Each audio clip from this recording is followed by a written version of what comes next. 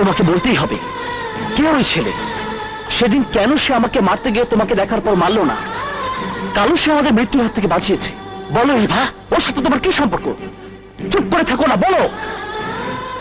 তোমাকে বিয়ে করার পর থেকে একটি বারের জন্য আপন করে পাইনি। এই যন্ত্রণা আমি তোমাকে কখনোই বুঝতে দেইনি। তুই সে আগুনের মতো নিজেকে জ্বালিয়ে শেষ করেছি। প্লিজ ইভা, প্লিজ বলো, কেনই বা আমরা বারবার বিপদের সম্মুখীন হচ্ছি? কি তার রহস্য? ইভা, তাহলে কি আমি ভাববো ওই ছেলের সাথে তোমার কোনো খারাপ সম্পর্ক? না আকাশ, বিশ্বাস করো, বিশ্বাস করো, ওর সাথে আমার কোনো খারাপ সম্পর্ক নেই। ওকে আমি ভালোবাসতাম, কিন্তু আমি জানতাম না ও আমার ভালোবাসার সাথে এত বড় প্রতারণা করবে। ওকে আমি ঘৃণা করি।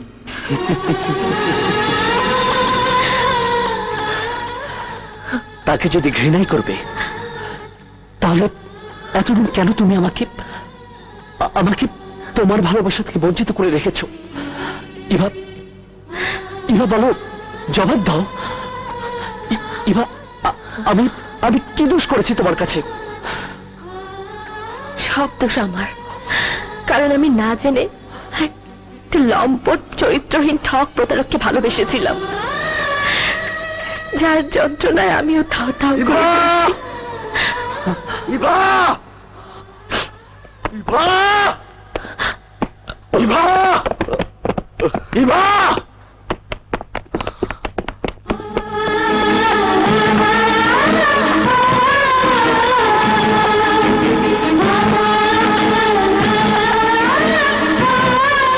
তোমরা এখানে আর কত জ্বালাতে চাও আমাকে? না ইভা না, আজ তোমার জ্বালাতে আসি নাই, আজ সব জ্বালার অবসান ঘটাইতেছি। অবসান? কিসের অবসান? সেদিন আমি তোমার যা বলছিলাম সব ছিল মিথ্যা বানোয়াট। রাজু চরিত্রহীন লম্পট না, চরিত্রহীন ওই আকাশের বাবা। এই ভদ্র ভাষায় কথা বলো। এতদিন আমি ভদ্র ছিলাম, আজ আর ভদ্র থাকুন না। আজ আমি সব খুলে কমু। ডাক্তার, ডাক্তার, আমার মা। তোমার মার ইমিডিয়েটলি অপারেশন করাতে হবে, তা না হলে ওনাকে বাঁচানো সম্ভব হবে না। ডাক্তার, কত টাকা লাগবে? তাও তো 50,000 টাকা লাগবে। 50,000? এই শোনো, যাও, তোমার মাকে বাঁচাতে টাকার দরকার। 50,000 টাকা পেলে তোমার মায়ের জীবন বাঁচবে। সেই টাকা যদি আমি দেই? আপনি বলুন। হ্যাঁ, বিনিময়ে তোমাকে একটা কাজ করে দিতে হবে। কোন কি কাজ? আমি আমার মায়ের জীবন বাঁচাইতে আপনি যা করবেন আমি তাই করুন। ইভা রাজুকে ভালোবাসে, রাজু ইভাকে ভালোবাসে। তোমাকে শুধু ইভার চোখে রাজুকে চরিত্রহীন লম্পট বানাতে হবে। না, আমি এই কাজ করতে পারুন না। আমার দোষ, আমি এত বড় বেইমানি করতে পারুন না। তাহলে তোমার মা বাঁচবে না? তুমি কি তোমার মায়ের মৃত্যু চাও না বন্ধুত্ব চাও? না না, আমি মাকে চাই। আমি আমার মায়ের জীবন বাঁচাতে মিথ্যা কথা কইছিলাম। রাজু চরিত্রহীন লম্পট। আসলে রাজুর মতো ভালো মানুষ এই দুনিয়ায় আর একটাও নাই। হাসপাতালে যে মায়াটারে তোমার দেখাছিলাম, সে ছিল রাজুর একমাত্র ছোট বোন।